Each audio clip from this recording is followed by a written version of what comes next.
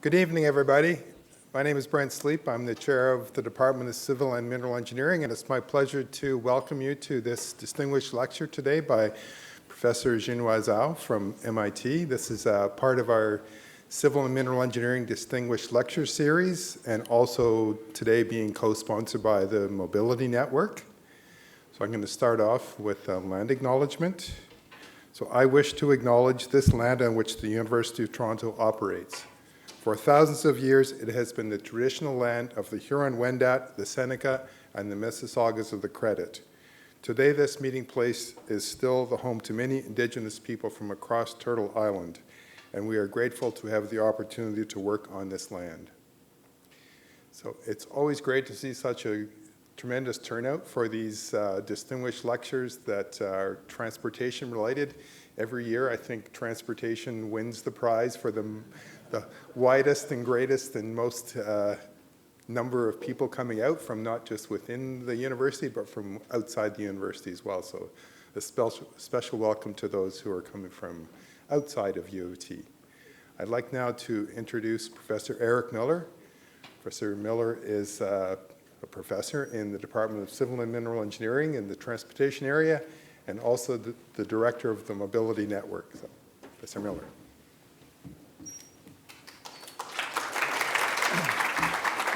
Yeah, great. Thanks so much, Brent. And yes, this has been a ongoing tradition that Mobility Network co-hosts the transportation-related lecture within the Distinguished Lecture Series.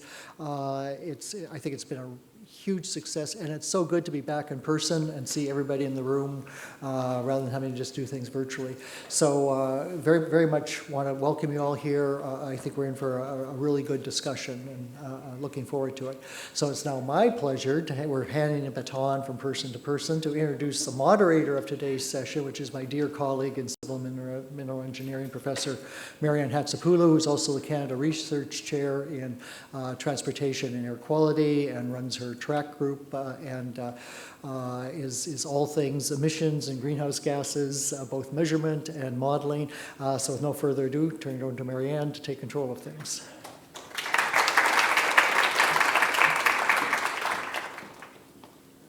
Yeah, thanks, Eric, and hi, everyone. It's my pleasure to be moderating today's session and welcome you here. As Eric mentioned, it's really, really good to see that many people in person. This is going to be a fantastic seminar. I've seen the slides. This is going to be very thought-provoking. We're going to be thinking about the future of mobility, about decarbonization, how it intersects with societal challenges. And following the seminar by Professor Zhao, we will have a panel that includes Dr. Amer Shalaby and Mr. Ryan Lanyon. So for today, before we get started, we will be taking questions from the audience through Slido. So take a moment to load the QR code or just load the code into slido.com. I have access to all of your questions. And after the seminar, we will be posing these questions to the presenter as well as to the panelists.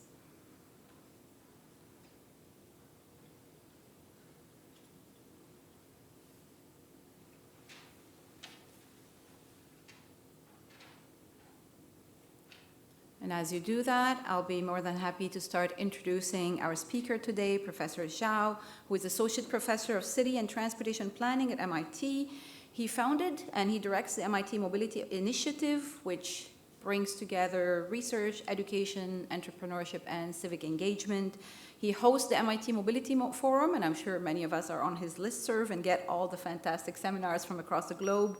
He directs the Urban Mobility Lab as well as the Transit Lab at MIT and has built collaborations with transportation agencies worldwide. I will not list the number of cities that he has worked with. He's also the co-founder and the chief scientist of Tram Global, which is a mobility decarbonization venture. And so that strings a very nice note to me. So without further ado, we have an hour for the presentation. And please start adding your comments during the seminar. Don't wait until the end of it.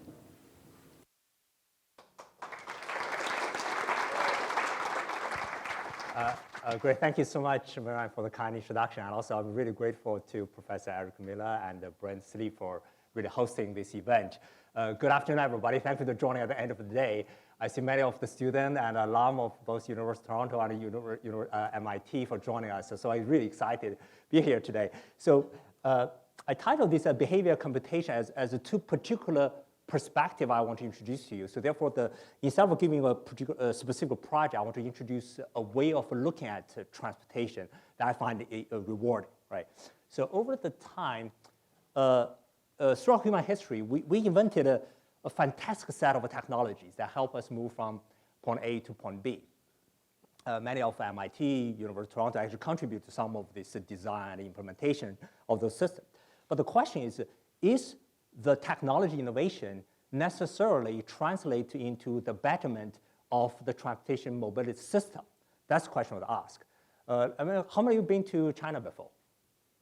Quite a few, right? So if you do, you'll see this picture, nothing surprising. But few of you will have seen this picture. How many been to China in the 80s, or even let's say count 90s? Very few who did, all right. So if you contrast the two, that's the same city 30 years ago. What do you see in this picture? Right. Transit, bikes, and later there's some pedestrians, right? It almost looks like Amsterdam. Yeah, exactly. You didn't say Amsterdam in the corner. Right. I would have thought it was Amsterdam. Yeah. So what do we call this picture using this modern transportation planning jargon? We call this active travel, green travel, low carbon travel, sustainable travel. We attach all this beautiful word to this image, right? And Beijing as a city in the past 40 years strive itself to get away from this picture to this mostly motorized system just like everywhere in the world. Right? So as a field, I think we utterly are confused. What we are doing and what is transportation for? Right? That's the first question I really want to ask you guys. For many other domains, I don't think we will have that level of ambiguity here, right? What's the goal of the system? I think is being really very much challenged here, right? So today I will start with story one. I titled this as the changes, invariance, and human agency. Right? Well, what do I mean by this? I start with changes. So there's so many things happening to transportation, right? I will put them into three categories: technology, data, and value, right? Technology and data, I think, are pretty obvious. We talk about these autonomous vehicles, electric vehicles, all sorts of things that are being kind of a highlight at the news. And if you're interested in this venture capital market, there's a whole bunch of startups joining the theme of this classic transportation industry and try to really revolutionize the mobility system. This is a summary of in the passenger system, and a similar thing going on in the freight side as well. Right? But here tonight, I really want to drive your attention to the value part of the changes. Right? Not only we have all these technology coming up, but also what defines as success in transportation, as I'm arguing that is also changing. So transportation, in addition to frame it as solving a congestion problem, that's kind of a classic transportation problem, it's more and more seen as a sustainability problem, a social justice problem, a personal identity problem, a public health problem, and an urban creativity problem. So here, there's from one side, you have a set of new technology, new capabilities that we're developing. From the other side, society is attaching to transportation a whole set of goals that a previous generation of transportation professionals not necessarily have to deal with, right? But I do argue that that's where the thing gets interesting, right? A lot of technology or possibilities, but a whole set of a richer objective that we want to achieve this, right? So that's kind of what's changing, right?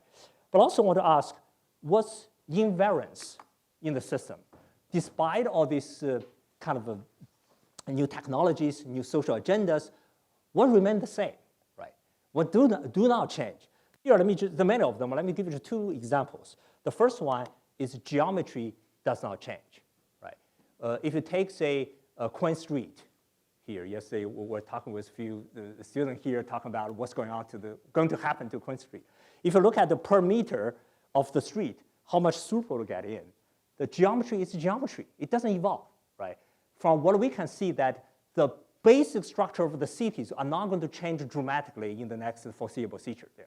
So in that sense, geometry will remain relevant to the transportation system. related to that is there's one important, a dangerous misconception about, about public transportation. This is particularly the case in a lot of American cities. With all the new technology coming at transportation, some people, actually many have that view that public transportation is just something to be retired, just like a telegram, right? We have email, we have internet, we have WhatsApp, so why do we need a telegram anymore? For that, that's really a dangerous misperception. For that, because of the first argument about the geometry doesn't change, in order for this high-density urban area to sustain itself, we need this mass transit in that to operate. Particularly, transportation, if you look at public transit, it's a container that I can actually incorporate whatever technology into it, right? In fact, automation as a technology first applied to trains, right? There's another important thing, which is transit really have two distinct arguments. The first one is the density argument I just described. The second one is the equity argument. The two actually are both intertwined at the transit industry. During COVID, actually COVID dramatized the distinction between the two in the sense that the first one disappeared. The density argument, the one who takes the train going to downtown, it disappeared during COVID because those are the people who more likely to be able to remote working. But the equity argument, the one who have to go to the service worker, frontline service people, they have to go to the frontier, front line, they still remain. That's where you can see the transit ridership shift dramatically in that. Right? So that's the first one. The second invariance, I would say, is the human desire. Particularly, if you take this economics 101, it says that when something gets cheaper, people consume more. Right? But if another one is when the costs approach zero, people consume it irresponsibly. Right? Here, maybe the prime example is water. Right? From one side, we have 2 billion people in the world do not have access to clean water. From the other side, I think include all of us, we consume water without much constraint. Right? It's because that's cheap. Right? So here, similarly, the same thing for digital photography. How many photos we are taking now versus before? How many emails we write? Because it's free. Right? That's just the human nature here. Right? It's free, we consume. So what this means is with all this new technology coming in, if it lowers the transportation costs in general, then we will travel more. Right. So what this suggests is that when I was a student, I think I misunderstood the notion of a latent demand. Yeah. At that time, I always think, that's an important idea, but it somehow play at the margin. You may add, 5%, 10% of demand. What's a big deal? So now I say I travel 4 times a day. Even travel is free. I'm not going to travel 20 times a day, right? Maybe add 1 or something. But my misunderstanding comes the following. What matters is not the frequency of the trip. It's the destination choice. It's where do you go to, right? Let me give you an extreme example, right? Some of us will go to dinner later after this session, right? If the travel cost really goes down, let's assume that if there's some modern technology allows us to get to, say, Paris in 20 minutes with $5, I will invite all of you guys for dinner, have dinner for intra-Paris, right? So that sense of the latent demand is infinite, right? The only thing that's still there is whatever emission, whatever carbon is still there, right? So fundamentally, given this infinite desire, human desire, we need some degree of a constraint, right? It's better to be an early scope of constraint because if not, the ecosystem will be the last constraint that will happen to us, right? So that's the second one I really want to emphasize. So here, let me get to the last point about this human agency. So given what we discussed, given this challenging climate change pressure, what can we do? On this, particularly in the sense of how do we change behavior, right? Particularly kind of this type of behavior here. Not just for fun, you guys. I try to argue that there are really different ways of change one's behavior. I summarize into 3 things. There are prices, rules, and norms. Right? Prices are the typical market mechanism. That's the whole capitalism is based upon. Right? Using price as a way to allocate resources. By and large, it works well in many occasions. Right? The second one is rules. That requires all sort of regulations, code at whatever level of the governing body. But here, I really want to emphasize the third one, which is the norms. If you look at this type of behavior, price are not going to solve this problem. Rules are not going to problem. Yeah, no government will set up a rule on like banning this, right? But norms is what matters here, right? So here, let me give more example. In terms of the preference, right? That's the term we use in the more engineering behavior modern sense. There's really a contrasting view about what preference is about. Economists think preference is intrinsic, right? So our job is to review it, understand it, and most of us is to try to satisfy this preference with the most effective, efficient way. But psychology really take a different view. Psychology thinks preference is constructed. Yeah, we develop preference based on our learning and experience, right? In the context of climate change, I really think the second view may be more important here, right? Not just respect whatever people want. The fact that in North America, people want cars, right? If we just want to review and respect that, I don't think we'll ever solve this problem here, right? So the second view, I think, is more relevant in this case. Let me mention a little bit about these norms and how it's constructed, right? Let me give you one example. Daimler, as a company, in 2017, in the United States, they spent on advertisement, broadly defined, $700 million. In that year, they sold 300,000 cars. So per car, they spent $2,000 on advertisement. What are they doing? Right? They are shaping this preference. They are shaping consumers' preference. Right? On the other side, we often say, oh, the cities have all these bicycle campaigns, right? Encourage people to use public transit. It doesn't work. We tried it, it doesn't work. If you spend $2,000 per person, I think probably it will work. Yeah, it's just we choose not to do that. Right? So that's the really important part about how do we really pay attention to norms. Norms is powerful and sticky. Once there, it's very hard to change. Right? But I do want to give you some example that despite the stickiness, if you work hard enough, you can evolve it. Right? You cannot achieve it overnight, but within a generation, you can. Particularly because many people working in sustainable transportation have the sense of hopelessness, right? Transportation planner, we've been yelling at people like for decades on these things, which is people just don't respond, right? But let me give you some like positive examples of this. So here, what can happen in 30 years? Let me give you an example in London, right? I interned in London 2006. At that time, I heard a quote that referring to the state of public transit in the 1980s, right? It's a quote misattributed to Lady Margaret Thatcher. He said, a man who beyond the age of 26 find himself on a bus can count himself a failure. Right? To be fair, bus in London was very bad at that time, right? But Thatcher really dramatized this. Right? It's no longer the issue of travel time, travel cost. It's my entire social image will be disdained if I use public transit. Right? This is a warning because many American systems are in the danger of getting to that stage. Right? So here, that's in the 80s. Right? If you think about that, if that's the case, it's very hard to change people's behavior, even you reduce the price. Right? But what I want to use the Linde example for is not about this. It's the fact that when I was there, that's 2006 and 2007, I worked there for 2 years. I find people rich and poor, black and white, old and young, they all use buses and tube without worrying about their image being disdained there. So what this means is over 30 years, things can change, right? This norm are sticky, are powerful, but if you work hard, you can change it, but it takes some time. It's about a generation in this. And in fact, in 2008, London's mayor sent the red bus to Beijing to receive the Olympic flag. So bus from one side being a personal failure to become the pride of the city. Right? So what you can do is you can achieve the change here. Right? The only last example I would say is in anti-smoking. If you are public health as a professional in the 60s or 70s, you will have the same sense of despair. Right? So what can I do? Everybody smokes. Right? I'm not going to change everything. So here, I think we're in a similar situation about the whole climate change discussion.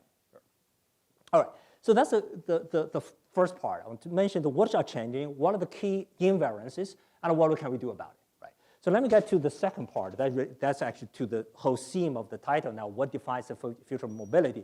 There are many factors happening, but I really want to focus on two aspects of it, the behavior side and the computational side. So I'd like to give a flavor of what do I mean by behavior thinking, and what I mean by computational thinking, and then finally I try to bring the two together to illustrate that to the power of integrate between the two. Okay, on behavior thinking, here's 3 questions I ask in my research. Is travel social? Is travel emotional? And is travel time absolute? First of all, if you train as me as a kind of a classical transportation engineer, that's not the type of question you would typically ask, right? But I do find this actually important aspect that actually fundamentally impact how people behave, and then how do they design systems and policies accordingly. Let me start with time. That's probably the fundamental factors that influence all these our models and systems there. Here in Newtonian physical time, it's linear, one-directional, absolute. In transportation, how we perceive, how we conceptualize time is travel time is wasted of negative utility time to be reduced. Right? I took this view for a long time, as just most transportation engineer planners to this, until I saw this picture. This is by Surrealist Dali. Many people may see this picture. He tried to really reject the notion of rigidity of time. Right? So why this is important? Right? Here, this is a framework of how people are making behavior decisions. Right? Let me try to explain a little bit. So here's a process in the center. You bring 2 things into consideration. One is the perception of the environment. The other one is the preference. You combine the 2, make your decision, and then you hopefully implement this choice into behavior. Right? A couple of things to mention. One is the distinction between choice and the behavior. This theory explicitly separates the 2 because even you rationally make the decision, you may not be able to execute it. Right? How many of us set an alarm at 5 a.m. The night before, saying, "Oh, tomorrow morning we'll wake up wrong." When 5 minutes happens, you push the snooze and go back to sleep. So you made a decision. You actually execute it halfway, but it doesn't necessarily translate into behavior. Right? So that's one aspect. The other aspect is between reality and perception. There's a very important translation through the information. Right? That's where you could manipulate the information to achieve a different perception given the same reality. I'm using the word manipulation in a neutral way. Right? We actually manipulate things all the time. Right? I didn't have more slides here. If you look at the maps of most of the subway systems, they do not represent the reality in the precise way. We actually distort, most maps distort from reality quite significantly, yeah, but for good reasons, right? So similarly, on travel time, we can do many things like this. So autonomous vehicle, that's one of the major technology we've been talking about. One aspect of it, it changed how you perceive time, right, when using the autonomous vehicle. Here, to give you an example, in Singapore, we have a long collaboration between MIT and Singapore. This future mobility group, actually Marianne is part of working on this. Many like mechanical engineers and computer science working on the machine itself, right? The autonomous vehicle. We retrofitted this Mitsubishi car. But some of the planners and transportation engineers will look at how people use the system, right? How to perceive. So you can use this like in your headset, this heart rate measuring. This is measuring your sweating. So all these things is try to get a measurement of your emotional and physiological response when you are writing a new technology, right? So this is some study on this. Yeah. But here, let me connect to this whole thing to the discovery of transportation and the urban structure. If the autonomous vehicle changes the perception of time, it will then change travel behavior in terms of the destination choice and mode choice. It changes the location choice and fundamentally change potentially the urban structure. That's kind of the long-term impact of this new technology if you take this from this angle, right? And there's different technology now you can measure those things. But let me end this section with another example. Maldives. How many have been to Maldives? Interesting, yeah. It's a tiny country off the Indian Ocean. So this Indian, Sri Lanka, and it's tiny country. I blow up. You couldn't see it in most maps, basically, right? This is the country, right? It's the capital is Malay. At that time, I was in Singapore. I said, oh, that's close, right? It still takes 12 hours. Go, you fly to Malay, and then take a small plane, fly to another island, just barely landed the plane, and then you change a boat to finally to get to this this island called Madahu Island, right? But when I arrived at the island, I find that this island has a different time zone from its capital city, Malay. I mean, remember, it's a tiny, tiny country. You couldn't even see it on the map. It has a different time zone. Right, so I asked the hotel manager, what's going on? My watch is wrong or something. He said, no. We have a different time zone, right? I said, why is that okay? He said, as the manager of the island, what time it is entirely my discretion, right? Wow. It really shocked me. Right. But then I said, okay, I really impressed with the power of this, but why you do this? Why you have to change a different time, right? He said, in my island, one of the most important beauty is the sunrise. But I noticed that for the Westerners come to my island, to wake up at 6 a.m. is a very hard notion to absorb. I wake up at 6 a.m. too early. So I changed it to 7. So more people will wake up and enjoy the sunrise, right? That really shocked me about this notion of this sacrosanct concept of time, right? So here, all this saying that there's really different ways to look at it, right? There's the artistic way, there's Einstein's view, the psychology view, the transportation view, and if you use this kind of smartly, you can really achieve a lot of good behavior changes. Right? All right, that's the first one. Let me talk a little bit about the emotional part. Is travel emotional? We use the term car pride, a couple of people on there try to measure this notion, right? But let me give you a flavor. I mentioned this is kind of a stereotypical view of between the two modes, right? Particularly, again, it's a very sad situation, but that's many cities, particularly in America, look like this. Canada, it seems better overall there. But here, we actually did study, I think this is Shanghai, we asked people. So the notion of the car pride, which is say that if you isolated the instrumental value of the car, which help you move from the A to B, what else are there, right? So this is a question we say, I would own a car even I don't need to travel. I have the intuition many people say yes, but it's blown me up that half of people said yes, right? And then if you ask this I feel proud of owning my car, majority of people actually agree or this partially agree or strongly agree with this type of statement. Yeah. So here is travel a mandate daily chore? As most, I think, the engineering perspective of this is just a mechanical process, or does it have a higher meaning attached to it? Right? That's the question we ask. And in fact, if you look at food, clothing, sheltering, traveling, all of these aspects of life, right? Each one of them have an element of utility, but also have an element of vanity. Right? I think we just need to formally recognize those things. Right? So here's some more formal processes. So here, if you have an idea of having a car, use a car. First of all, does it symbolize? Right? That's very important because if I say, is this a bottle or something, you may say it doesn't symbolize at all. I'm totally neutral to it, right? So if it doesn't symbolize, it's neutral, right? If it does symbolize, is this symbolization relevant to your personal identity? And then further, is this congruent with your believed self, right? So me as a person, I want to be seen this way. Is this a symbolization card consistent with that or not, right? So if yes, that's car pride. If no, it's car shame. We put the car shame at the beginning purely as a theoretical deduction through this logical tool, but later it turns out in many universities, it happens mostly on the faculties, particularly the faculty who teach sustainability. The student will ask you, oh, Professor Zhao, how to come here today? Right? I will say, oh, a little bit shy, say, oh, sorry, I drove here today. And then actually that happened in my teaching, right? And then I quickly add, I have a Prius Prime on there, right? Nobody asked me what car do I use, why I said that, right? Try to explain myself there. That's the degree of car shame, right? But most, general public, I think it's the car pride that dominate. For that, we find that this car pride actually impact all sort of ownership and car use to the direction of more car use, more car ownership, etc. Right?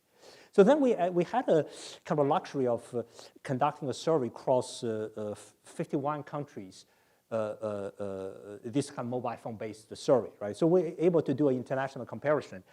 This is the countries ranked by their car pride factor, right?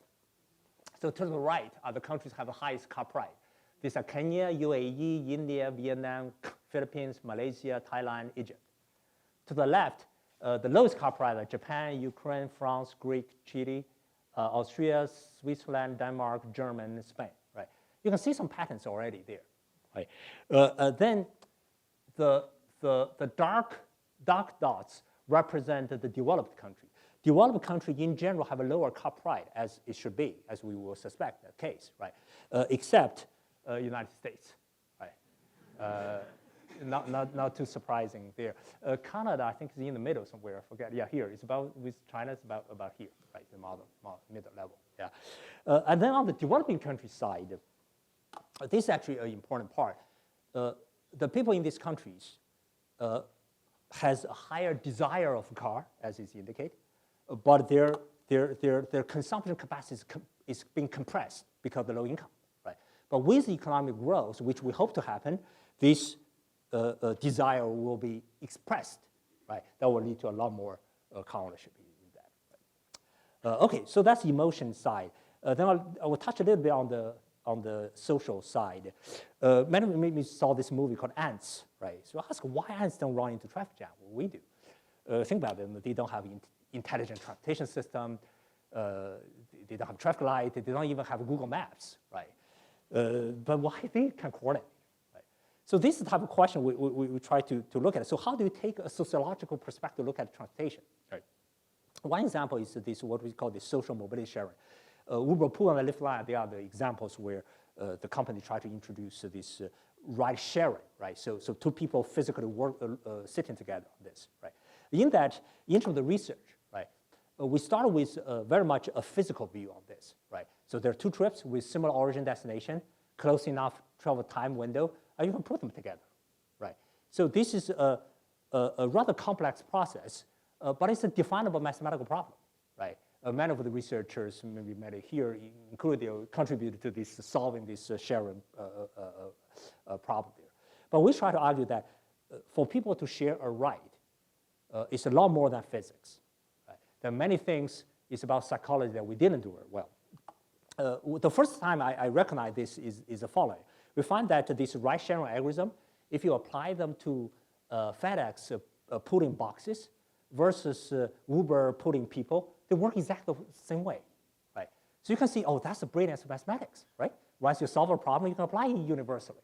But if you take any humanistic view, you'll find, well, there must be something missing here. How could we just pair people the same way we pair boxes here, right? That's kind of the psychological perspective. Here, I just mentioned 4 types of questions you could ask, right? Without going into the detail. The first one is, how do you design a matching algorithm that's human-centric rather than box-centric? Can you reflect this person-to-person interaction preference into the matching algorithm? Right, that's some people work on that. The second one is, how does it mean for urban agglomeration and interaction? So does this shared ride trigger more human-to-human interaction? Right. The third one is, we already observed that a lot of social prejudice and racial bias is happening in those ride-sharing industry. Lastly is, can you foster positive interaction so as a solution to social issues? So those are kind of a more rosy and ambitious agenda. So in transportation as a tool to let people engage with each other and help solving many of the social problems there, right? So those are the type of things you could ask, right? But given the time, I just list if you take a social perspective, looking at travel, what type of question you can ask? The first one is about these ants don't run into the traffic jam. That's the question of the cooperation. Right? The second one is when you're doing something, when you're making a decision, are you motivated intrinsically or extrinsically? Right? The third one is, are you making a decision by yourself, or actually you are influenced by social norm or peer pressure? Right? The last one is mingle while traveling. That's where transportation as an important social space. Right? Let me give you an example. When I worked at Transport for London in the Commission's office, the then mayor, Ken Livingstone, he had ambition of transforming London through an urban design strategy. He looked around and then sent that strategy to TfL, Transport for London, to implement his urban design strategy. At that time, many of the TfL people was like, we run trends here. What are we talking about, right? But it turns out that at this in London, and actually many cities, most of the public space are transportation space. Squares, stations, streets, they actually very much dominated the public space, right? So if you take the transportation as a social space, that's actually a very legitimate reason. And the condition to choose TfL as this department to implement these functions here. So this gives you a few examples. If you take a sociological view, what type of things you can do in transportation. All right, those are 3 examples. As a flavor, what do I mean by behavior thinking here, right? But I do want to argue that every organization, be it a company, university, government, they exist to change someone's behavior, right? I think every one of us should ask, whose behavior are we changing? Changing to what direction? If we don't change the behavior, we shouldn't exist, right? So for that, I think this is kind of a generic question beyond the transportation, right? So for example, this is a whole set of business decisions in transportation. How do you translate it into a set of behavior decisions? Look at it. All right, so that's the part 1. Part 2, about computational thinking, right? For that, I could try to go a bit quickly. There's a large progress in data, algorithm, and computing power. In the last 20 years, particularly in the last 3 or 4 years, that's kind of a leap and bound change there, right? That leads to a few things you can do by applying a computational thinking. You can change the representation, prediction, and explanation, right? And as well as control and creation. For now, I just give you 2 examples, one on prediction, the other one on control. Prediction. So first of all, if you can predict, what do you do? Let me just ask like a hypothetical question. So suppose today we can predict everyone's behavior, travel behavior in Toronto tomorrow. We know exactly every single person, what time, will leave from which origin to go to which destination. How would we run our system differently? Right. So we cannot do it now, but suppose we can. I mean, of course, this afternoon I attended the Archimedes class on city as complex system. We know that we'll never be able to fully predict this, right? But suppose we can do that. How do we run differently? Let me just give you an analogy there. Imagine Amazon can predict everybody's consumption behavior perfectly, right? What would they do is they can just send the boxes to you without you go online and ordering anything.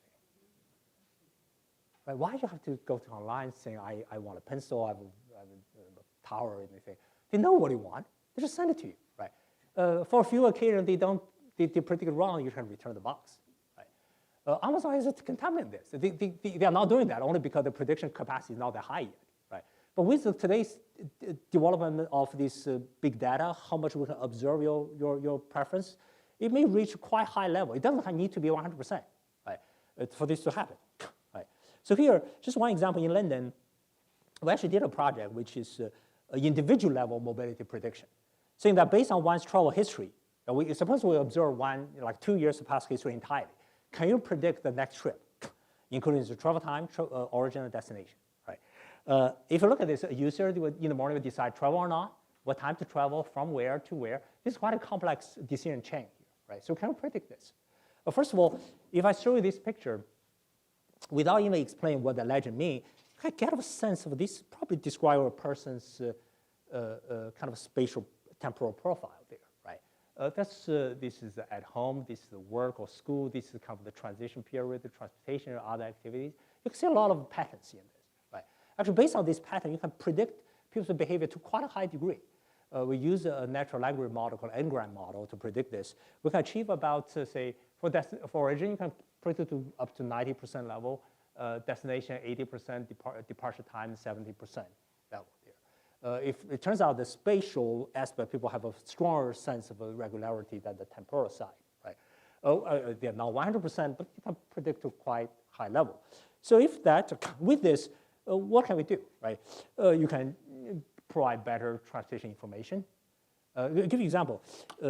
So what happens today to most transit system is, say, Yonge Street line is down, right? They will send a note to everybody. See, this is down, right? Or this elevator doesn't work, etc. But for most people, you're flooded with this information. Majority of them are irrelevant to me. I don't use that line. Why you tell me this line is down, right? So here, if you contrast to the airline, they send you this specific flight is delayed or something to you, right? Not like what happens to all the other 2,000 flights. The reason they know you personally, right? So in transportation, you can kind of, in public transit, you potentially can do the same thing. Yeah, you only send the relevant information to the person when it's specific appropriate, right? By doing so, people will also respect your information more and then respond to them more, right? Similarly, you can do this demand management, pricing, marketing, journal planning, etc. Right? All right. So that's if you can predict. But if you cannot predict, That's why actually a very important question is how do we deal with uncertainty, right? We actually have a project with Department of Energy from US. We wrote it at the beginning of the COVID. At that time, our imagination is that because of COVID, there must be a lot of demand uncertainty, right? Given this demand uncertainty, how do we schedule train or buses differently? How do we control the train buses differently, right? So that's why. Later, we recognize actually the supply side uncertainty is even bigger because of the labor shortage issue across all industry and even worse in transit industry. Most transit agencies in the US couldn't find enough driver. For the driver who do become an employee, they just don't show up on the day where they're supposed to work, right? So as dispatcher, we deal with three things: labor shortage in general, and then the second group is those drivers generous enough to tell you, okay, tomorrow I'm not coming for some reason. Whereas the third category is on that day they just don't show up, right? So a lot of supply uncertainty in many agencies. 15 to 20% of the scheduled runs are just not delivered, right? So we're actually working on a different project now, which is given that supply uncertainty, how do you schedule a train and control the train differently, et cetera, right? You can also apply this to ride-sharing context, right? So this is a paper on how do you have a robust, a match-integrated vehicle rebalancing in ride-sharing given this uncertainty, right? All right. So I'll skip the detail. But here I want to summarize about this whole prediction, this whole theory, a whole kind of area of research, right? The key question is how to utilize history, right? The first point is that, it's how amazing history repeats itself. So what this means is just simply historical meaning works quite well in most cases, right? Of course, unless there's a major disruption like COVID, right? But second one is, if you get smarter, not just average the entire history, you average the part of history that's most relevant to you today, right? So when the day starts, you find the features, and you match the feature into the history, you pick up the subset of the history that's most similar to today, and you do average of those histories, right? That's also, I'm giving a conceptual interpretation of many of these kind of prediction models. That's where how do you identify this similarity through these early signals, and then you average those ones. And the third level is the entirety of the history is hard to repeat, but all the components are there, right? So the so-called smart prediction is just you decompose and remix those components already existing in history in a different fashion, right? So that's a kind of a high-level summary of how do you utilize history in these prediction models. The second one, let me get to the control side, right? How to use computational thinking to the control. For that, we have, this is the Department of Energy project we talk about. It's AI-enabled transit planning and control. There are three modules on this. This one is robust optimization-based operation planning. That talk about the scheduling, the timetabling of the buses. This one talk about reinforcement learning-based operation control. That's at the terminal, how to dispatch the bus. And they all based on this deep learning-based demand prediction, saying next half an hour, how many people will come to this station, right? These are three aspects of this machine learning application. For now, let me just give you the example on the control. So this is, we actually, it's funded by DOE. We partner with CTA to pilot this in bus route 81. What happens is this: you take all this information here. So this is the bus tracking situation, the pre-day holding list, then this last minute call off. Based on this, you produce a dispatching strategy, right? And then this supervisor in the terminal will tell the driver, say, you hold the bus by 2 minutes, then go, yeah. Or you go early by 1 minute, so that type of things. Either you send, right?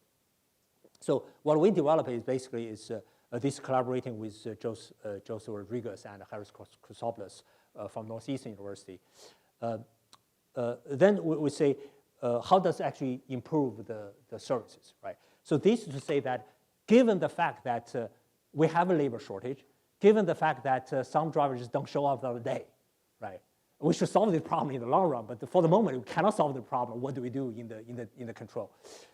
Here, through this RL strategy, it turns out we can improve the situation quite a bit.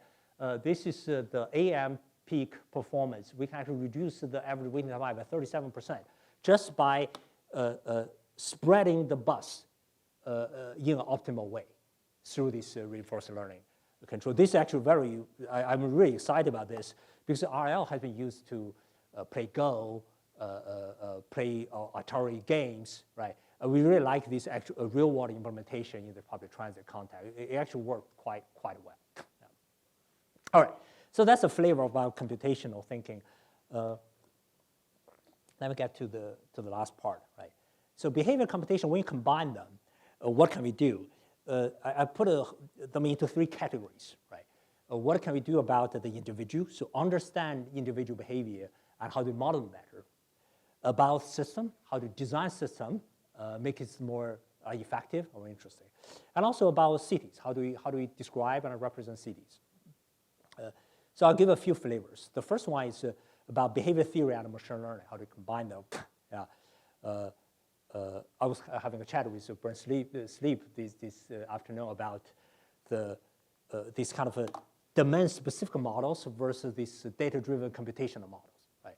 I can describe this in a generic way above any discipline. This is happening in transportation, to biology, to material science, and nanotechnology, all those things. From one side, you have these domain experts, right? Like many of us, we run transportation models, right? Develop transportation travel theories. And the other side is this computer science, data scientists that I have a bunch of data, I just find a pattern out of this. That's many years ago, John Walker from Berkeley organized an NSF workshop, brought the transportation professors and a few computer scientists together. I think Eric, were you there? Yeah, we were there, right? I remember a conversation. One of the computer science says, Jinhua, I never learned transportation system. I don't know your theories, right? You guys have decades of this literature, etc. It's just my model predicts better than yours. It's very frustrating if you think about the conversation, right? These things are happening actually, again, across many domains on this. Yeah. But of course, this is a naive way of just looking at the conflict. The more of both sides recognize we should just learn from each other and try to integrate, right? Let me present that this is at least a conventional wisdom about their pros and cons, right? The machine learning model are very good at prediction, but they are weaker in terms of interpretability and robustness. Right? I only pick in 3 dimensions to compare. There are many other areas as well. A prediction, in many cases, you just apply a naive DNA. As long as you have enough data, big enough data, indeed, it can do quite well in many cases. Right? But interpretability, that's where many of the machine learning models are lacking. Right? For this work, the interpretability, transportation models for us really have 2 very different roles. One is a substantive role, right? We want the number, right? If we want to do a project evaluation, want to calculate how many ridership on this. But the transportation model have another important role, which is a communicative role, right? We need to explain to the public, explain to the decision makers why this model work, why you should trust this model, right? So without interpretability, this function entirely is gone, right? So that's the part, the domain-specific model is still critical. The second area is this robustness, right? This is to say that if you put this very nuanced disturbance to the system, the machine learning models often will suddenly change the result dramatically from this. So the local derivative is so high, change one small thing, suddenly somehow you blow up. Right? But as I said, this is a conventional wisdom out there too. Actually, all 3 are being challenged by many newer development. The whole machine learning community is very much learning from the domain-specific area, try to improve all 3 of them, right? So here, let me give you one example of some sense of integration to bring the 2 parts together to achieve the improvement of all 3 aspects. Let me try to see if we look at the right side. This is a discrete trace model predicting the probability of a person choosing bus using travel cost and travel time as the independent variable. You'll find that you have a very nice clean structure, right? That's discrete trace model gives you, yeah, very clean. The interpretability is precise. You can calculate the elasticity of travel time, elasticity of travel cost, etc. Really nice, this one. The accuracy in this one is 45%. Or you can just dump the exact same data into a DNN, right? So the left-hand side is all the travel time, travel cost, whatever variable. The right side is just you choose bus or a car, other things, right? From the deep neural network point of view, I don't care. This whatever the question is, it just classify this into bus or car, etc. Right? It's the same thing you classify between cat and dog. It's the same thing, right? So first of all, you indeed achieve the better accuracy, right? But if you look at this, this is still the travel time, travel cost. This type of curvature, there's no meaningful way you can interpret this. It's very hard to get any sense of what's going on here. There's another thing. The DNN model, if you run another time, you get another graph. It's entirely different. Yeah, there's maybe a 5 million parameter in the DNN. You run another time, there's another 5 million parameter there, right? So at this level of interpretation, it's just hopeless on this. Right? Yeah. But later we actually get the post hoc interpretation of the DNN model. You can actually then derive this first order derivative, social welfare, elasticity, etc. But that's a separate thing. Right?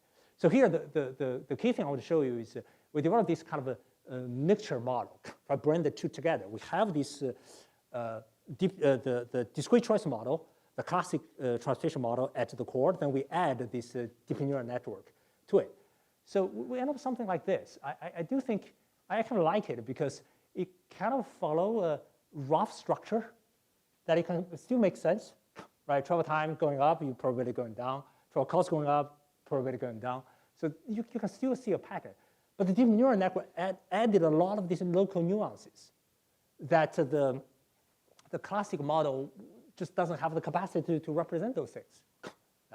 So here, and also you achieve a minor improvement on the accuracy. But the key here is you can maintain a high accuracy, but still have some degree of interpretability. The human intuition can still kind of apply here, right? So that's one example to illustrate this type of integration there.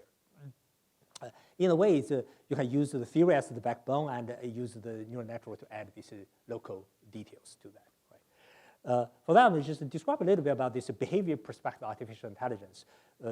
Probably many of you read Daniel Kahneman's book on the think fast and slow. He tried to differentiate this conscious part of the brain versus subconscious brain. Importantly, that most of our model theories are model theories about the conscious part of the brain because that's the part that we have access to ourselves. Right? The subconscious part, we don't know what's going on. We cannot articulate and conceptualize it. Right? But many of the behaviors are actually controlled by the subconscious part of the brain. He put this as a system 1, which is fast, unconscious, autonomous, everyday decision. This is subconscious, while the system 2 are the effortful, intentional process of decision making. Right? You can take this structure, try to look at the different generation of AI development. The first generation is actually mostly a system 2 based. This is based on symbolic logic of this, right? Using this intentional logic to do. And then later, this deep neural network is more kind of a system 1 style, right? I don't ask question why. I just dump it into a bunch of data and you articulate a pattern in this.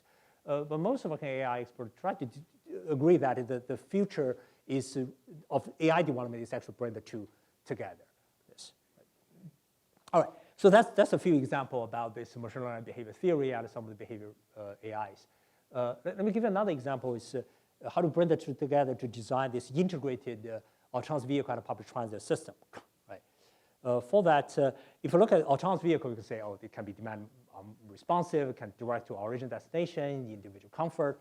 On the transit side, you have the economy scale, encourage nodal concentration, we have high capacity. So how do we, it seems that conceptually, if we bring the two, could potentially achieve interesting thing. So in Singapore, this is example. This is Singapore's subway system, and this shows the access mode to the stations. The dark blue are the access to the station by bus, and the lighter blue is access to the station by walking. Right. If you look at this station, Temporary, you blow it up. There's about 15 bus routes to feed the passengers into the station. Right. If you rank them by the ridership that they brought to the station, you'll find there's high concentration of few bus routes. And a lot of the buses that carry just a few number of people into this. Right? So I'll try to say, can we develop integrated AV and the PT system there. We have just a simple idea of the top half of the bus route as they are, so they carry the high capacity demand, while for the bottom half, you use this autonomous vehicle on demand, AMOD, to serve those sparse demand, right? While at the same time, you do not get rid of the bus, you just repurpose them, right? Here, let me give you an example. What do I mean by repurpose? This is one of the bus route previously. They had to go through this one to pick up. Then you can go straight to improve the main core of bus service. While this type of scattered demand, you can use the autonomous vehicle on demand to serve it, right? All right, so find that overall, you can find a opportunity window that can improve all three aspects. Passenger get better service in terms of reduce the waiting time, the walking time. System has less traffic in general, and the AV operator makes some money, right? But this opportunity window is narrow. You cannot just say, oh, integrate the two will be fantastic, right? You actually have to search for this window carefully for this to happen. Right. You know, look also the other opportunity, this first mile access, low productive bus route, or the entire network route optimization based on this new technology as the feeder services, right? But here I do want to mention that up to now, you can think about this as a pure kind of an optimization problem or mathematical problem. But in order for this to happen, you really have to look at this governance model. Here, this is a little bit complex, and let me just highlight. Before autonomous vehicle, you have, say, public authority, public transit operator, and riders. I mean, roughly these three parties, they have this bilateral relationship you have to negotiate, right? The riders choose which bus operator to do, then the authority plan and intervene the PT operator. But with AV, you find this relationship gets complicated. You have this AV on-demand AV operator. You may also have the AV producer, right? So as a rider, you can choose to use conventional PT. You can choose to use AV on demand, or you can buy AV and drive it around, right? And between any of the two, you'll find all sort of bilateral relationships. Yes. So in order for this system to work at all, you have to have this computational thinking to bring this multimodal optimization together, but also you have to, the behavior thinking, really think through each of the parties, their desire, preferences, how they negotiate, and how to do. In most cases, that up to this level, we can kind of quantify them using our transportation models, while this type of negotiation is still far from being able to compute in that way, right? How, say, the Ministry of Transportation in Ontario negotiate with the TTC or Missy Gausa, the different transit agencies, these type of dynamics is far from be able to compute in that way, right? And you find that indeed there are many different governance models around the world. This MBTA in Boston, Chicago, Singapore, London, they all use very different ways to govern the complex system there. Right. And I mentioned this transit-oriented AV development. So how does it contrast with the generic AV operation, right? Generic AV operation is, I think, if you're not careful, that will be the default, right? Waymo or Cruise or Motional, they come in, offer the robo taxi service or offer the car directly buy. This will be the generic one, right? So what's the difference between the two? I think that they're differing at three layers: the social purpose layer, regulation layer, technical layer. Social purpose layer, if you are the private company, we suppose, say, Waymo is going to enter Toronto as market. What do? I cherry pick the market and maximize my profit, right? While TTC or Metrolink, your goal is to provide access for all. They're very different social purposes. So if you were to bring the two together, subject to which norm, which social purpose are we talking about? This integrated AV-PT system should be a social purpose entity or a more private-oriented purpose. And then regulation and technical, I'll skip for today. But here to say, in order to have the transit-centric multimodal system, you really have to go through all these different layers of discussion here. Information and pricing, ticketing integration. This is, in modern terms, we call it the MaaS, Mobility as a Service. In many European cities, try to integrate information, integrate pricing, and ticketing. Then a deeper level is operation and network design integration. Then you also have more talk about business model integration and regulation integration. The public transit typically is subject to a much stringent public policy regulation, right? So if you integrate the two, are you also operating under the public transit regulation or this private regulatory framework there? All right, so maybe, yeah, no, I'll give you just the last example before I conclude, is that the representation power of computation and how does it connect to this behavior and computational integration. Sorry. So here, you know how many, I'm over in Eric's class, I'll ask students, within University of Toronto, how many different disciplines will treat cities as their object of study? And civil engineering, clearly, we do. City planning, anthropology, economist, sociologist, architect. Right? You'll find a whole bunch of disciplines claim, oh, I study cities. Right? But when we, in the actual practice, you'll find that most times we talk across each other. So here, say, how do you describe cities, right? So here, if you're a designer, you look at architect design, urban design, or if you're more urban anthropology, history, sociology, they all study city. They all legitimate study of a city using their particular methodology, right? Using this real estate, urban economics, housing, land use, transportation, well, we all study cities. Right? But we should talk past each other, right? I mean, we collaborate, we have some conceptual level interaction, right? But this type of discipline really never integrated at a deeper level here. Right? It's like if you look at Plato,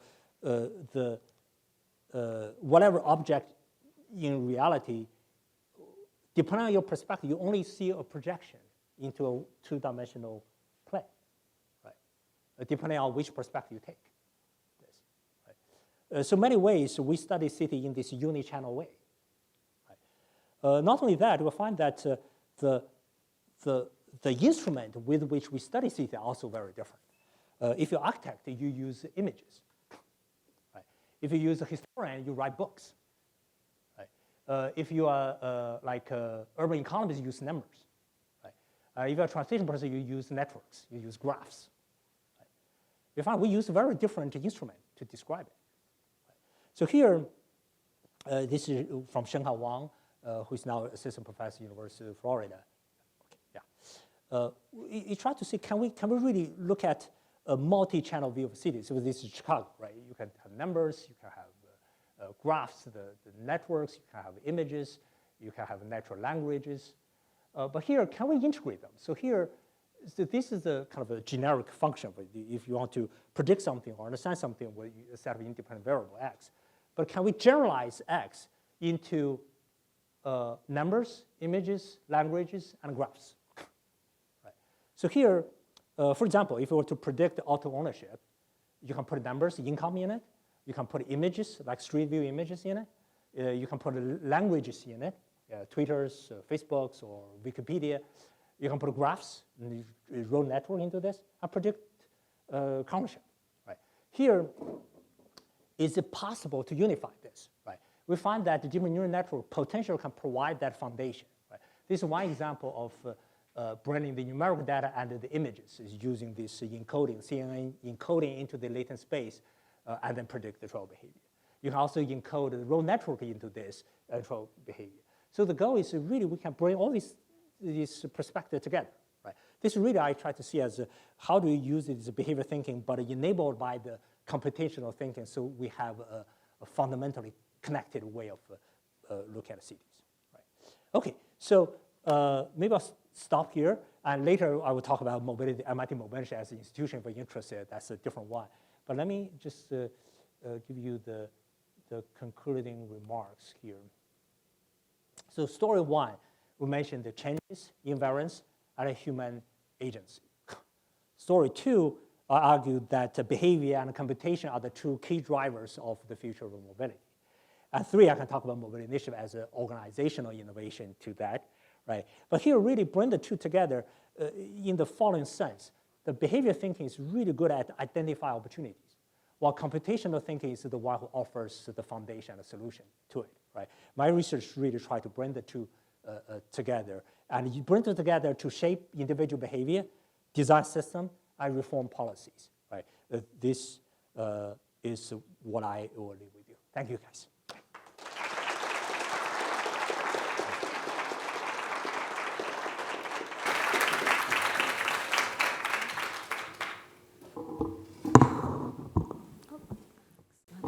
Thank you very much. So I'm going to go ahead and invite the panelists right now, and I'll introduce you as you make your way. Our first panelist is Mr. Ryan Lanyon. He's the Manager of New Technology and Innovation at TTC. Recently joined TTC after working at the City of Toronto for over a decade, and a lot of us have worked and collaborated with Ryan for a while.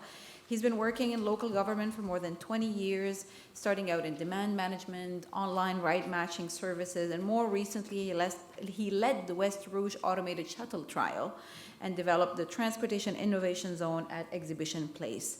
He's also constantly learning, researching methods to apply strategic foresight to prepare Toronto's transportation system for emerging and future transportation technologies. And our second panelist is Professor Amer Shalaby, who is a professor in our department in transportation. He's also the founding director of the Transit Analytics Lab, the co-director for the Center for Automated and Transformative Transportation Systems, CATS, along with Professor Abdulhai, who is somewhere here. And this center was supported by Ryan's efforts when he was at City of Toronto. Professor Shalaby specializes in transit planning and scheduling, intelligent connected technologies, simulation modeling, and has served on various technical committees and worked a lot with transit agencies. I am going to just switch the slides to the Slido again. For those of you who made it a little bit late into the seminar, you can go onto Slido and type in your questions. I receive them and I will pose them to the panel. Since we are a little bit late, I'm going to ask each panelist to maybe give us a 2-minute intro on your work, on your challenges, what keeps you up at night, and we'll get started because I do have quite a bit of questions already that were trickling in during the seminar. So I'll start with you. Yes. Thank you so much. It's a pleasure to be here. And what a fascinating discussion. I feel like we could talk for hours and hours, and I'd love to pick your brain some more and hope that some of the questions tonight do that as well. So as I was introduced, I've worked in demand management and had those moments of despair around behavior change. And I think maybe just to give a few interesting things to think about is that when we talked to people about changing their behavior, changing their modes of transportation, what motivates them and rewards them are often two different things. And so we really found in those efforts that people would start carpooling or start taking a bicycle to work for really practical reasons. But they were very proud of those behavior changes and those decisions for environmental reasons. So thinking about what is actually going to move people in this future mobility, what are the real incentives, but also what are the reinforcing incentives that prevent them from relapsing? Another interesting perspective was we did focus groups of cyclists and motorists. And you can imagine the tension that came out of those focus groups. And this was in Ottawa, where there's even more people cycling. But what really surprised me was the group of people that we talked to who were both cyclists and motorists. And they talked from each perspective as if they were completely different people, which was very, very fascinating. But that really brings me to the third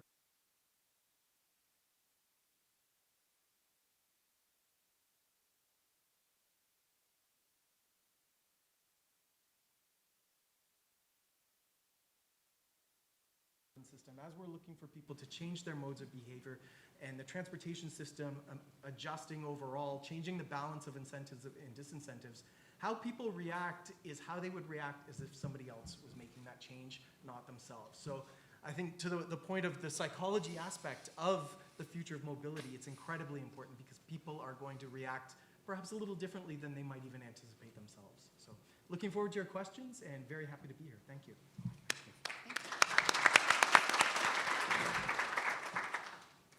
Yeah, well, thank you very much. Jinhua, very, very insightful, very interesting. And I see actually a lot of similarities between some of the work you're doing and our group here as a whole really doing.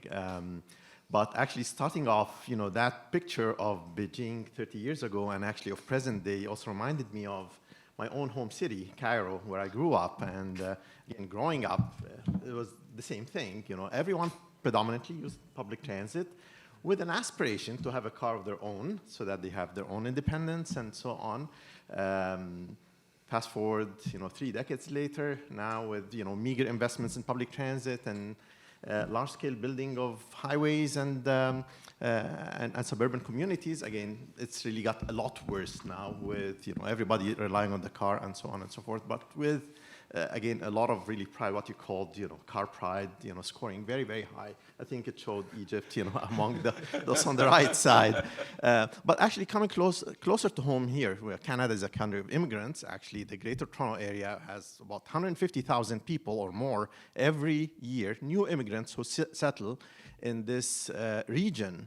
And past research, and part of it we've done here at U of T, really looked at how quickly new immigrants really adapt and adopt really the autocentric transportation behavior and lifestyle of the general population. So it's a kind of a missed opportunity, and it's an open, I think, research area of how we can try to nurture this propensity to use public transit by new immigrants, large masses of people coming here, ready to use public transit, but very quickly, if we don't do anything, really, they switch to the car, as we've seen from surveys and studies.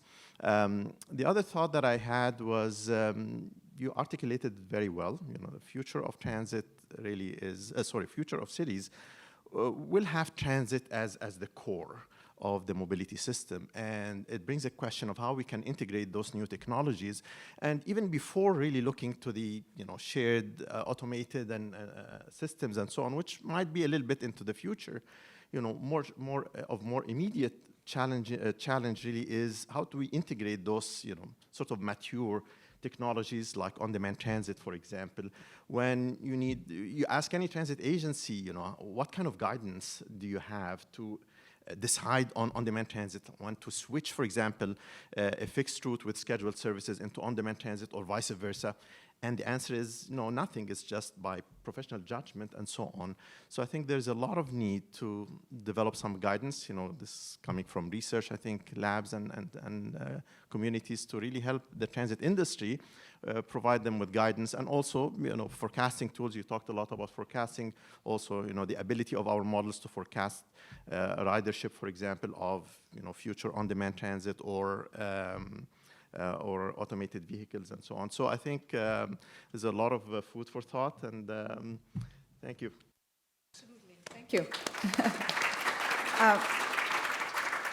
So I'll start off with the first question, and I think it's a very nice segue. We're talking about this excess automobility, right? This behavior, this image that we have that is highly associated with car pride and car ownership. But there was a question that sort of goes to the very other end of the spectrum, the idea of people who are mobility poor, about this idea of a basic mobility service, the idea of if we were to come up with a standard for what a basic mobility service would look like, what would it be? And somebody said, if you wanted to write a law for basic mobility service, what would it say? I would spin it and say, we have standards governing everything. We have standards governing fuels and water quality, and now very soon greenhouse gas emissions as well. What would be our our standard for minimum amount of mobility that would support a certain quality of life? And that would be a question, I would say, for the three of you, but they keep it to a 2-minute takes on that. And I'll start with Jinhua. Sure, yeah. I think, first of all, maybe we should have a standard on minimum accessibility as the metric rather than just the mobility here, right? Fundamentally, it's how many opportunities you have access to, right? Whatever mobility technology or land use solution, the end of the day is within 30 minutes, can I get access to my nurses, my schools, my jobs, my cinemas? That I think we have a transportation planner have innovated for many years on how to define and fine-tune accessibility. That's one thing to do. But I think here the trouble is transportation is some level of transportation is kind of a private good. Some level of transportation is a public good. That too often get confused from that, right? We cannot anticipate that everybody have the same level, Just like some people have fancy clothes, some people have no. Some people have a color TV, some people have black. But at what threshold that becomes a public good? That's a basic human right we should set on this. I think using accessibility, we should be able to define that, right? Through the democratic process, agree on that. And beyond that, we let the private market and shine to get another level of innovation. But basic one should be done. Right, right. And maybe Ryan, touching upon how do we do that? We've never thought, how do we design a transportation system that will support the most socially disadvantaged portions of our population? I think that's the question of the 2020s, really. Right. It's, we haven't figured that out, and we're even just learning how to measure what those differences are. And certainly we have lived experiences and other data that we've gathered, but setting baselines and setting targets, I think, is something moving forward. I think the real hope is that new technologies can help reduce those gaps. So once we're more aware of them, able to measure them, as new technologies come on stream, as they're regulated, and especially new business delivery models, thinking around robo-taxis and other forms of mobility that may complement or compete with public transit, if we can regulate them to the point that they have more equalized service, that there is more equitable access throughout, I'm coming from a City of Toronto perspective. I think when you expand beyond the City of Toronto to, say, the Greater Toronto and Hamilton area, it's going to be a little bit different, and there may be different legislative tools and regulatory tools at a provincial level rather than a municipal level. But I really do think that's the question of the 2020s, and it's so reassuring to see so many people here who will be working through the 2020s in this field and helping to resolve that problem. Yeah, I can add that, as Ryan mentioned, I mean, this is a question that all transit agencies are trying to grapple with, and TTC is, I think, a little bit progressive. They introduced or they modified the service standards by introducing some measure for, in their service standards for service design or service review for NIAs by adding a factor, I think, of 2.5 or something. But I think it just talks about really the level of service, but it doesn't really address also the affordability. There was one project that we were involved in last year with the transit center in the US, in which we tried to really map out transit equity in 7 US regional big cities, big areas. And but we actually tried to focus on fare-based accessibility measures, not just travel time, but also how far you can get with a fare budget, for example, of $5. How many opportunities you can achieve. And I think this is an important perspective that we need to also have, that it's not only travel time.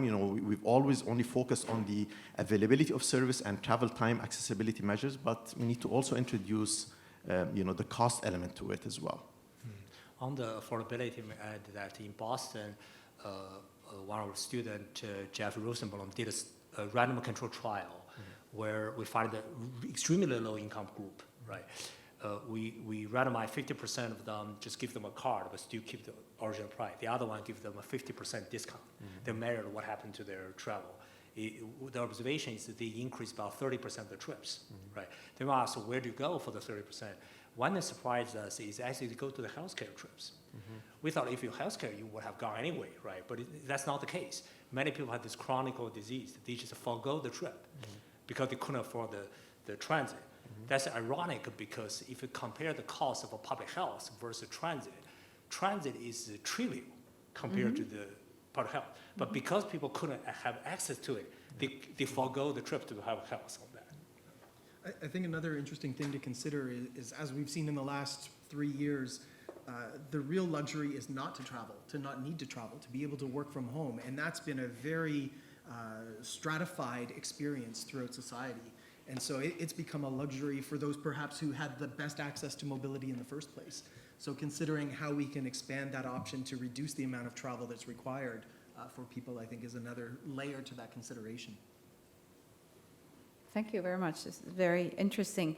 I'll jump into another question. And again, we're talking about behavior, about modifying behavior, but about also technology, right? All of these technologies changing how travel looks like, and therefore changing our behavior, our perceptions of time.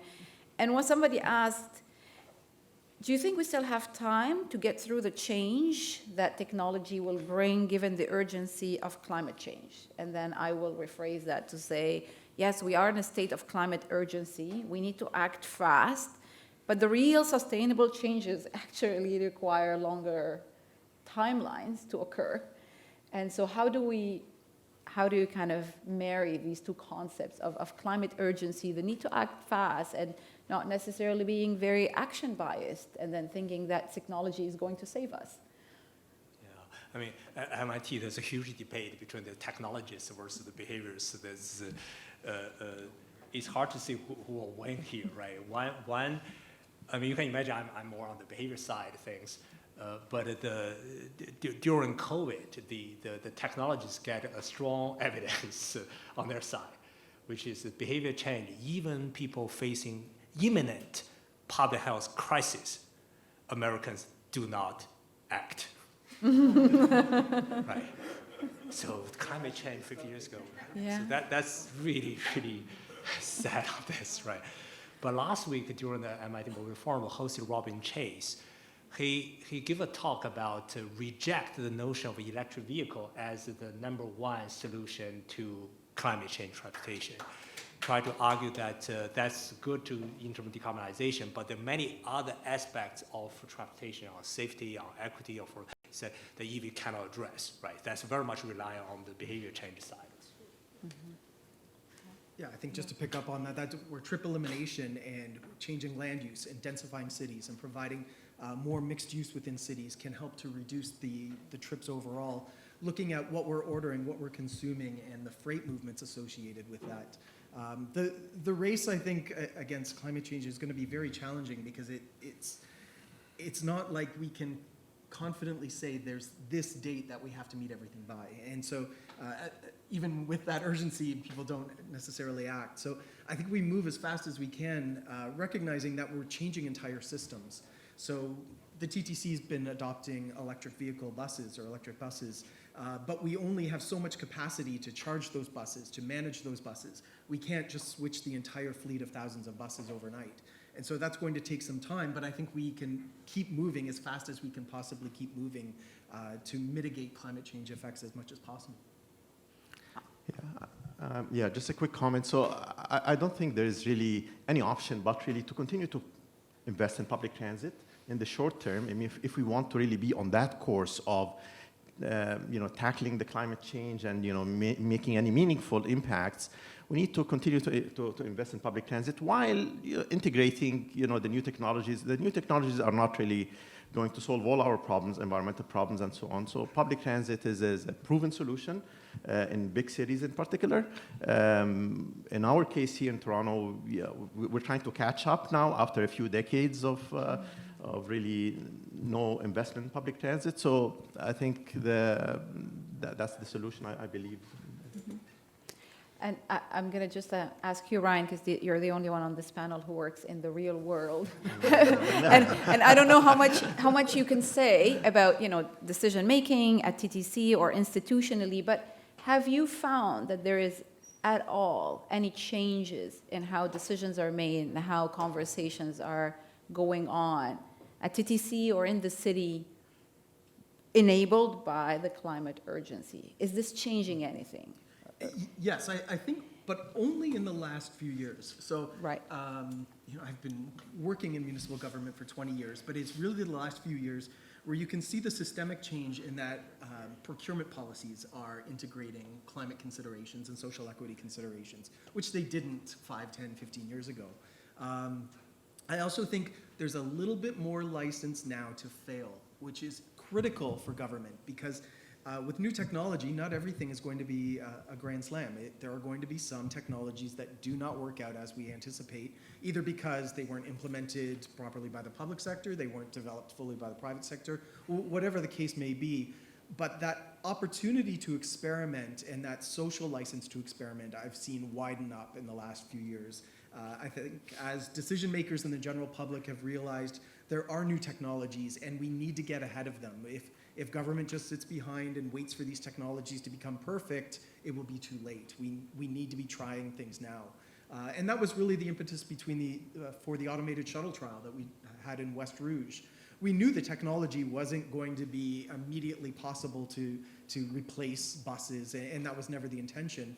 But we had the social license and the political license to do a research-based project to say, okay, when does this technology not work? What are the factors that we need to consider and we need to monitor for the future to know when this technology will be ready for full integration into the transit and transportation system? And that was the purpose of the project. And we had great support from the councillor, from the mayor, from Metrolinx, from all parties to the federal government to undertake that experiment, and in partnership with the University of Toronto. Excellent, thank you. That's another question. Maybe I'll start with you, Jinhua, and I get other people's take, and I want to get Amer's take as well, because he's working a lot in the area of micro-mobility and on-demand transit. You had on your slide a statement that said, transportation is also social. In transit, people mingle while traveling. Who mingles? You see people mingling in transit? The idea here is that maybe in a large bus, though, or in a subway, people still can maintain personal space. On-demand mobility will decrease the size of our vehicles, perhaps, or micro-mobility. Do you think that there is some sort of threshold where this becomes like the Uber pool effect, that people just won't want micro-mobility because they don't want to be in a very small vehicle with other individuals? Yeah. Or is this even an issue? Yeah, I mean, the reality is even before COVID, the Uber and the Lyft, they couldn't find a pricing point that's low enough to attract people to share and high enough to make money. True. Right? The Uber pool, Lyft line, they did that because of social pressure. You guys adding congestion, etc. So here, the barrier of this social engagement is high. Right? But there's an irony that if you talk to people after the fact that they mingle with other one, everybody said, I enjoyed it. Compared to myself alone in the car, if I have someone to talk with, it's actually a very interesting experience, right? At least some of the experience. But most people wouldn't like to trigger that beforehand, right? So what this means is that there could be a lot of design innovations to cue people into engaging with each other. Right? So here, that's one thing. The second thing is that interaction doesn't have to mean you have an oral conversation, right? For example, in a public square, you walk into a nice square in Toronto, in Italy, etc. You enjoy, you feel the urban atmosphere, right? That doesn't mean you have to talk to all these people. The fact that they are there, you see them itself is important here, right? Of course, if you want to go to another level, it's even better. This, yeah. In public transit, I agree that in Linde, if you look at the subway system, right? Previously, everybody will bring a book, just like look down, right? So avoid contact with each other in this. I see this twice, yeah. But still, I think that people like to engage if it's contextualized in a way, right? I'll give you an example. When two boats in the ocean meet each other, they wave at each other.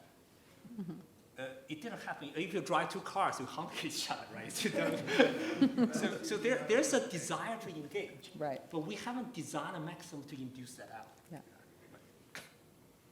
Yeah, well, I don't really have a definitive answer, but this is one of the things we were going to measure in the Rouge Hill shuttle project before, unfortunately, it got discontinued. One of the issues, it is really a concern and a threat, especially now in the security is a number one concern in public transit systems. There are a lot of assaults every day. We read about in the subway system, buses, and so on. So imagine, two people in this, just one car together, strangers, don't know each other. So there is definitely this concern,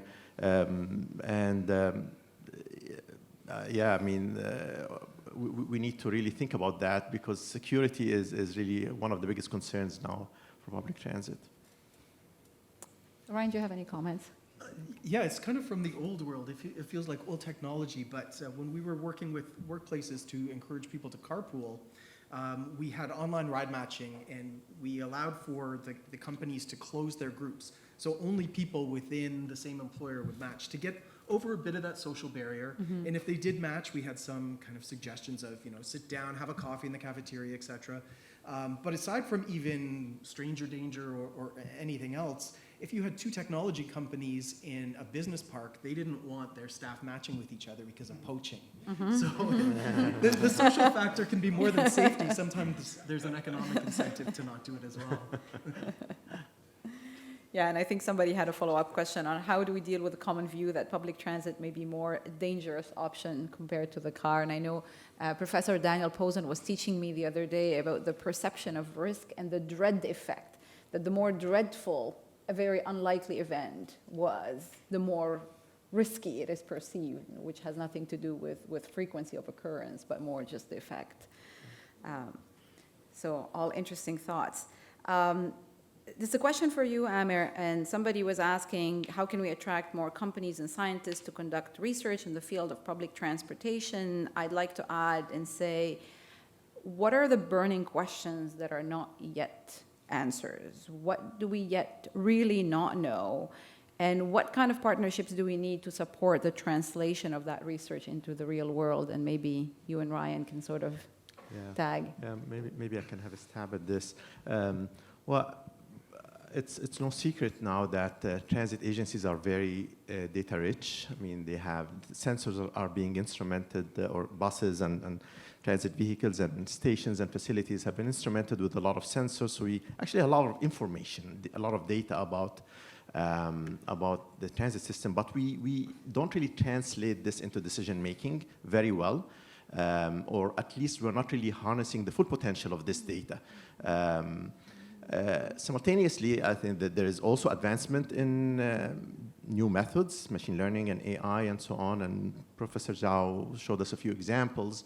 I think there is a lot of potential now in research, and I see a lot of like the scientific community, at least in the transit world, is really busy trying to harness this data to develop new prediction models of different things, service anomalies, for example, in real time, trying to predict if bunching would occur or overcrowding would occur at a certain station or certain vehicle, and so on. We have the data, we have the models for that. I think there's a lot of potential to do this, and of course, if we can develop this kind of capability, it will enable us to take preemptive actions to respond to those things before they actually occur. So there's also on the behavioral side. So one of the problems actually we're also dealing with is similar to yours, about trying to predict really driver absenteeism, and develop some models for rescheduling of service in the event, like on the day of, when bus drivers don't show up. So what do? You cancel trips, or do you reschedule, or how exactly do you respond to this? So again, there's a lot of potential really for data-driven solutions to help transit agencies with such really very difficult tasks. So those are just two quick thoughts. I think just to complement that, the culture within transit agencies is changing. They're opening up, they're thinking more holistically. My position was created a few years ago in a brand new group called Innovation and Sustainability. So our purpose is to innovate. Our purpose is to look at the footprint of the TTC, how to reduce the energy use, how to better manage all of our systems. And so I think that is attracting people who want to make a difference. And that broader culture is permeating throughout even more the traditional areas within transit. Yeah, thank you. Jinhua, that's for you. That's my question. I just wanted to have a chance to have a question in. You were showing the difference between the models that were econometric and the model that was econometric but had the neural nets, right? And saying, well, the accuracy is similar. Maybe we gain a little bit of accuracy. But then you look at the relationships. They're very different. And I always tend to focus on, the strengths of associations and the directions of these relationships. I don't want to look at the accuracy. And at what point do you actually think that, well, this model is interpretable because it actually fits my preconceived notions about what the system will behave, versus, oh, wow, this machine learning model has discovered some huge nonlinearities that maybe my simpler brain couldn't understand, and this is something new. How do you That's make sense out of this? Yeah, that's a great question, yeah. First of all, the word interoperability has a lot of interpretations Yes. on this, right? People really mean very different things, right? One paper we did is, after you run a different neural network, can you post hoc calculate all these econometric parameters, right? Elasticity, kind of social welfare, substitution rate, etc., as a first order of things. So at least you can say something about the parameter there, right? We have a paper, you can do this, right? But another level, so when we say interoperability, what do we really mean, right? One thought is the following, is that if you can simulate this process in your brain, your mind, in a rough way, you say, oh, I get it, right? That I understand it. So that's kind of one intuitive sense of this, right? Or another way you translate this is you can match this multimodal description together. You can match a language description with a visual description, right? With a numerical description. When these three descriptions are consistent with each other, you say, oh, this is interpretable on this, right? But the third thing I would add at the end is related to what you mentioned, is some people even say that this whole notion of interoperability is overrated, right? Yeah. Why do we have to constrain this possibility of complexity into something our brain, as you mentioned, can handle, right? The fact that we have a limited capacity shouldn't be the reason that we constrain the big models to be there, right? But that's of course why I can extremely view on this, right? But interoperability, there's a lot of innovation in this area now from the computer science community. There's a whole subdiscipline called FACT, fairness, accountability, and transparency in the CS area. That's actually one of the fastest growing area that we can learn a lot from. Okay, nice, thank you.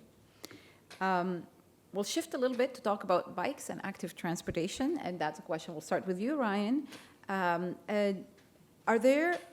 Can bikes truly support transit services for first and last mile? Is this a viable option in Toronto, in the suburbs? Is this something real and viable that will be considered as part of strategic planning?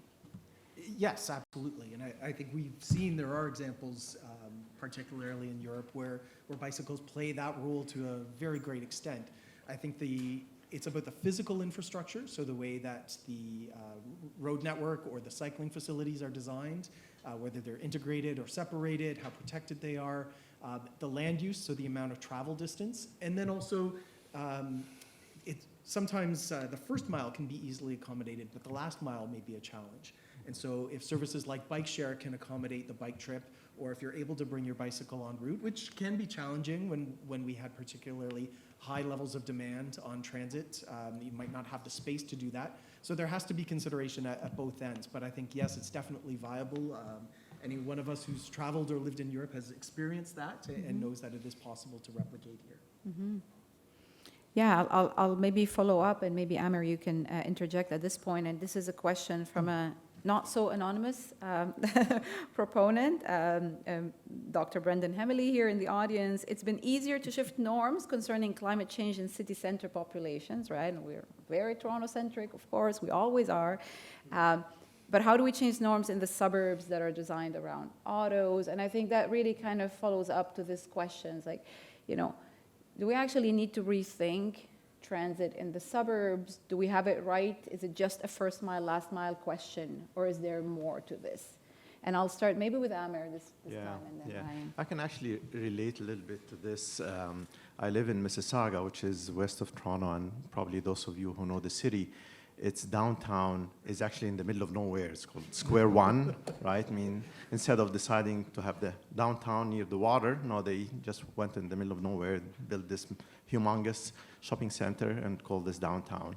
So now, really, after decades of auto-oriented planning, the city, 10 years ago or so, or even a little bit more, really is very clearly very transit-oriented, doing transit-oriented planning. And it's a challenge, but actually it comes with some success. They built like a transitway, BRT system, east-west, that connects the city center, the Square One with the subway. Now they are building Highway 10 LRT, which is north-south, connects GO Station all the way, goes up to Brampton on Highway 10. And they redesigned the entire network with a lot of high-frequency express routes. And you can actually immediately see the results. I don't really have the numbers in front of me, but I can, anecdotally, I see it. I see a lot of really ridership growth over the years. So it can be done. I think it requires a lot of effort and a lot of, I think, courage, because again, those cities were not really designed for transit. So it's a retrofit, but it can be done, I think. And I see, also examples of this in York region as well, and so on. So the short answer, yeah, it can be done, I think.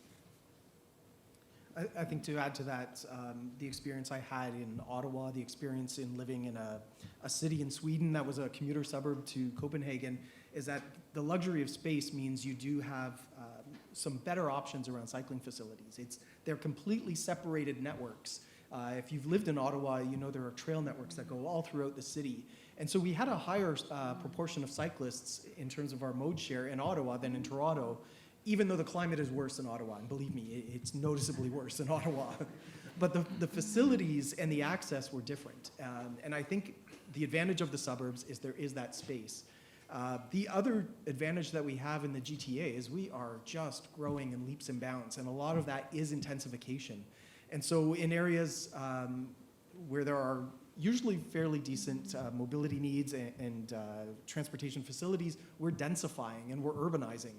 And that's another opportunity we have to be able to level the playing field of transportation modes and choice by providing better options with that public transit investment, with more walkable environments, with more cyclable environments. Yeah, thanks very much for mentioning land use and and housing. I keep scrolling, looking for a question from Professor Sachs on housing, but there's nothing. She's speechless. Did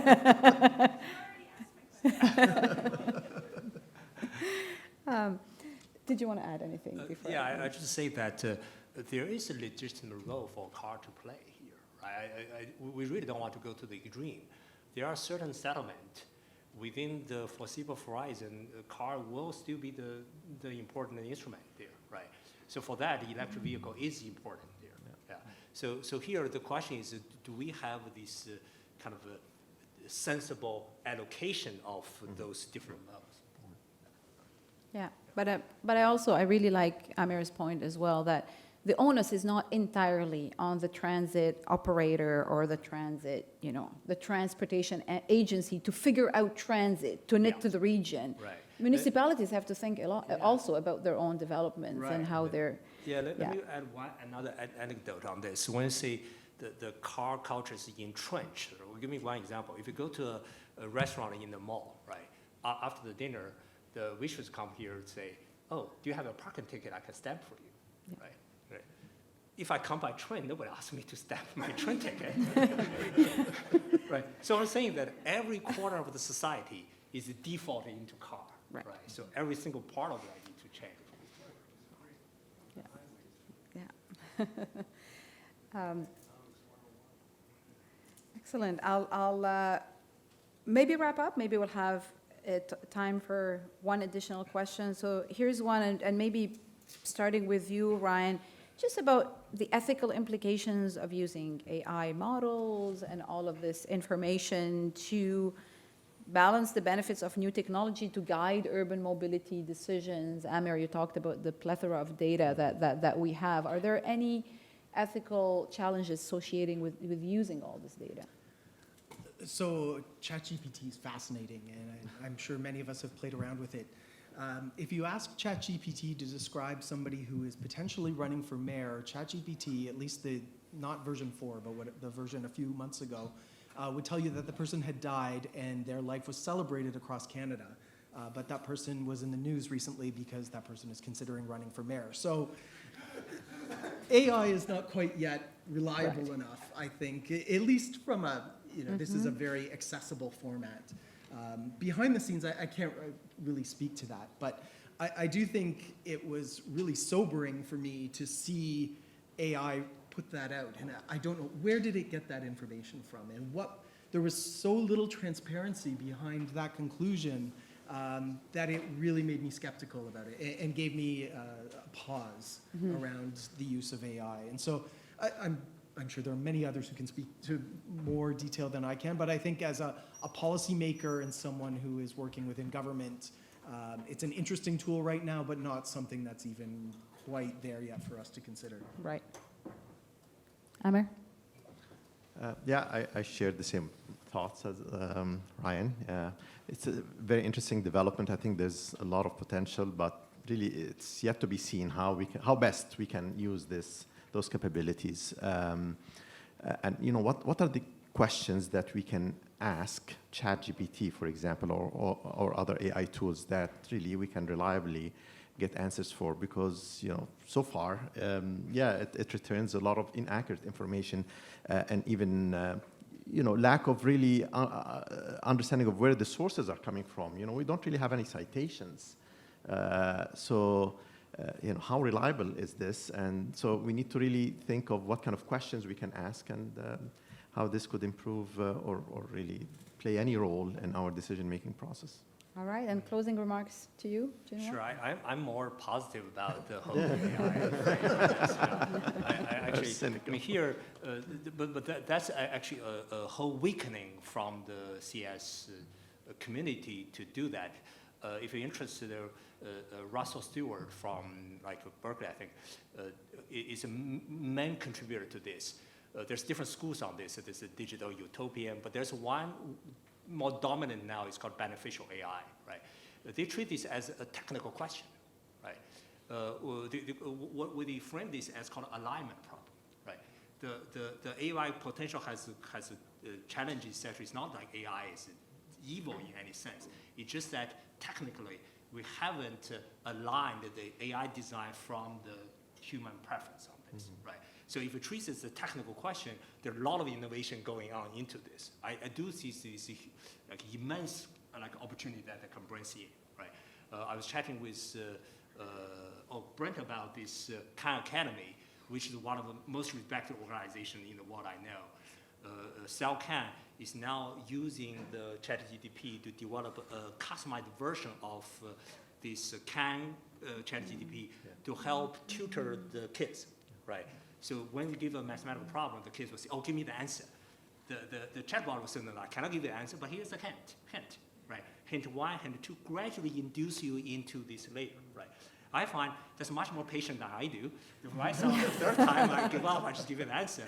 But not only is it patient, they also decompose the process in a very methodological way. So you can massively customize the process for this particular individual. So the contribution of the education is immense, which is one of the many good examples. Interesting.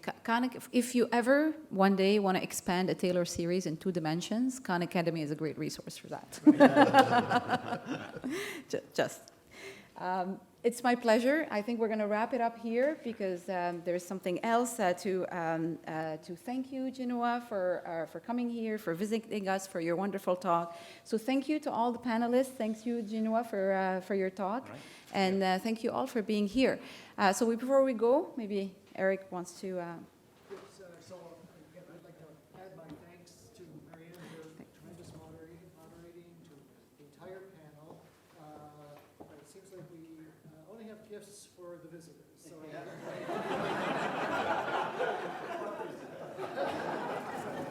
suspect it's UT swag. So Ryan, thanks so much. And Jinhua, thank you for coming.